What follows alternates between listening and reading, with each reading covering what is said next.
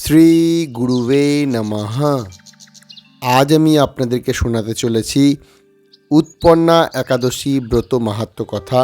অর্জুন বললেন, হে দেব, অগ্রহায়ণ মাসের পূর্ণ প্রদায়ী কৃষ্ণপক্ষের একাদশীকে কেন উৎপন্না বলা হয় এবং কী জন্যই বা এই একাদশী পরম পবিত্র ও দেবতাদেরও প্রিয় তা জানতে বড় ইচ্ছা করি।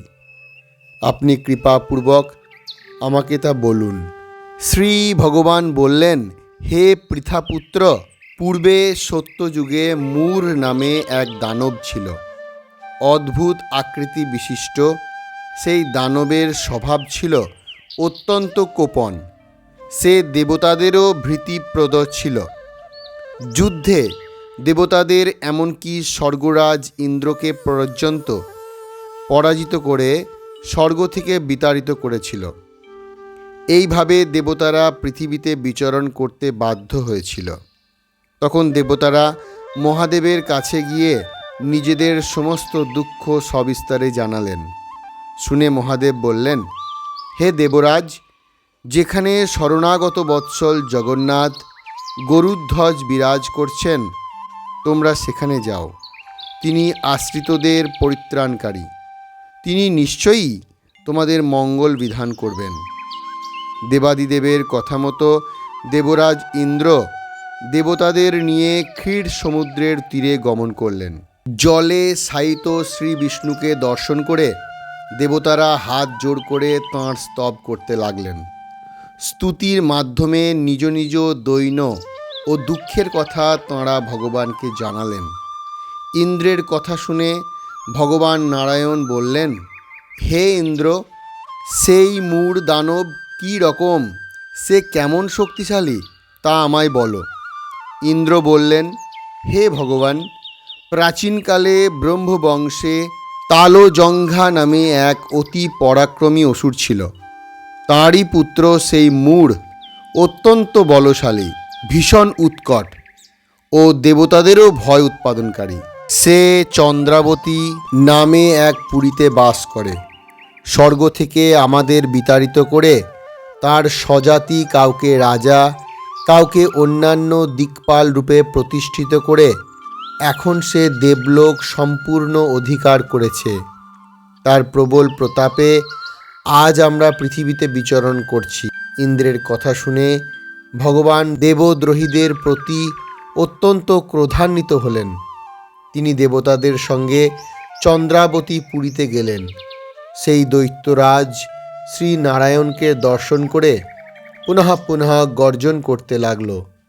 দেবতা ও অসুরের মধ্যে তুমুল যুদ্ধ শুরু হয়ে গেল। যুদ্ধে দেবতারা পরাজিত হয়ে এদিক ওদিক পালিয়ে গেল।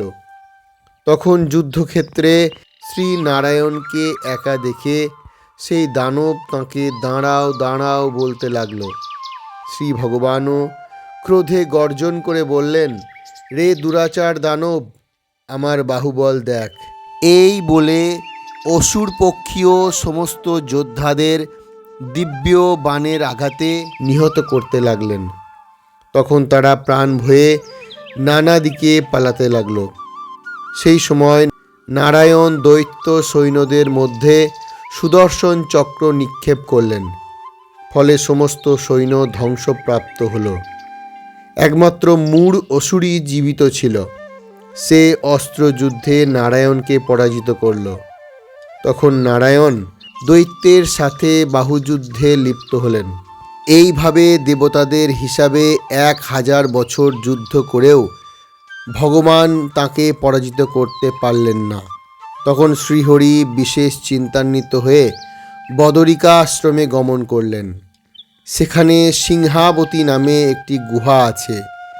এই গুহাটি 1 দ্বার বিশিষ্ট এবং 12 যোজন অর্থাৎ 86 মাইল বিস্তৃত। ভগবান বিষ্ণু সেই গুহার মধ্যে শয়ন করলেন। সেই দৈত্যও তাঁর পিছন পিছন ধাবিত হয়ে গুহার ভেতরে প্রবেশ করল। সে বিষ্ণুকে নিদ্রিত বুঝতে পারল।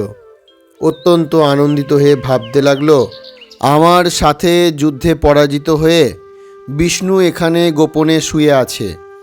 এখন আমি তাকে অবশ্যই বধ করব।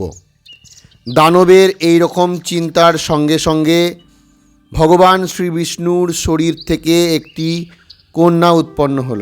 এই কন্যাই উৎপন্না একাদশী।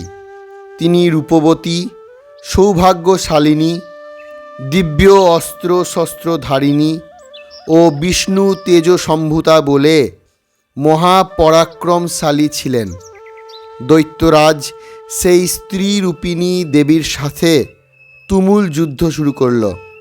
কিছুকাল যুদ্ধের পর দেবীর দিব্য তেজে অসুর ভস্মীভূত হয়ে গেল। তারপর বিষ্ণু জেগে উঠে সেই ভস্মীভূত দানবকে দেখে বিস্মিত হলেন। এক দিব্য কন্যাকে তাঁর পাশে হাত জোড় করে দাঁড়িয়ে থাকতে দেখলেন। ভগবান বিষ্ণু বললেন, হে মহাপরাক্রান্ত উগ্রমূর্তি, এই মূঢ় দানবকে কে বধ করল? যিনি একে হত্যা করেছে তিনি নিশ্চয়ই প্রশংসনীয় কর্ম করেছে।